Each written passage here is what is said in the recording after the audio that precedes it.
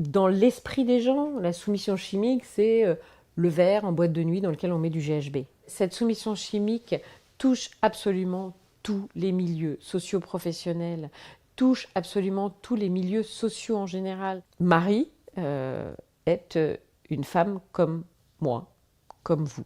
Son époux le connaît depuis 1970. Ils ont plusieurs enfants. Ils ont eu un travail. Ils ont pris leur retraite. Ils ont une vie absolument normale. Alors qu'elle revient de chez ses enfants en région parisienne, Marie est informée par son époux de ce qu'il est convoqué au commissariat pour récupérer notamment son téléphone portable. Donc, elle arrive dans ces conditions au commissariat de police et elle va apprendre au cours de cette audition que son époux, depuis très longtemps, la droguait et la livrait à d'autres hommes pendant son sommeil, dans le lit conjugal. Sur les photos, on peut constater qu'elle est elle constate qu'elle est inconsciente. Elle me dit, mais en fait, je suis une morte. Et donc ces hommes abusent d'elle. Parfois, son mari filme juste et parfois, il participe au viol. Toutes ses bases s'effondrent. Toute sa vie, tout ce à quoi elle a cru s'effondre. Les policiers qui ont fait un travail extraordinaire, je tiens vraiment à le souligner, ont pu se rendre compte que depuis de très nombreuses années, monsieur échangeait sur un site internet avec d'autres hommes. En réalité, il apparaît évident aux policiers dès le visionnage de ces vidéos que la personne victime, cette femme, est droguée. Finalement, ça répond aussi à certaines questions, à certaines interrogations qu'elle avait. Elle savait qu'elle avait des moments d'absence. Ses enfants avaient attiré son attention sur le fait que parfois elle les avait au téléphone et elle tenait des propos incohérents. Il faut dire qu'il est certain que ce qu'elle a appris, c'est du registre de l'impensable. Donc elle n'avait effectivement aucune raison, aucune possibilité de penser qu'il pouvait lui arriver cela. Pour pouvoir l'imaginer, encore faut-il qu'on sache que ça existe. Et c'est pour ça qu'il est vraiment extrêmement important aujourd'hui de parler de cette soumission chimique.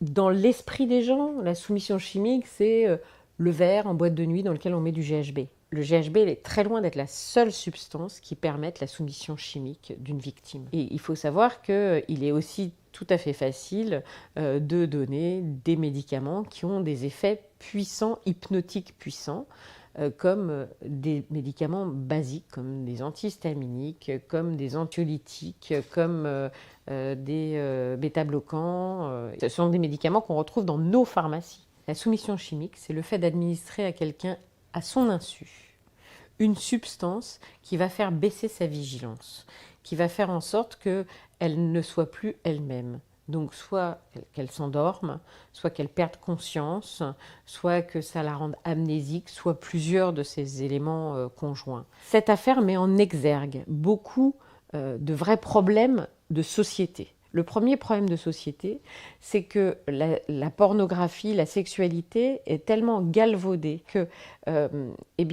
ça ne surprend presque personne qu'un homme livre sa femme à d'autres hommes qui, eux, acceptent d'aller la violer dans son propre lit. Le deuxième problème que ça soulève, c'est qu'effectivement, beaucoup disent mais son mari était d'accord. Enfin bon, moi je pensais pas que je la violais puisque c'était son mari qui me disait que je pouvais y aller. Donc voilà. Donc il faut quand même savoir que ça fait très longtemps qu'une femme n'appartient plus à son mari et que le consentement il doit être recherché avec la personne avec laquelle on a une relation.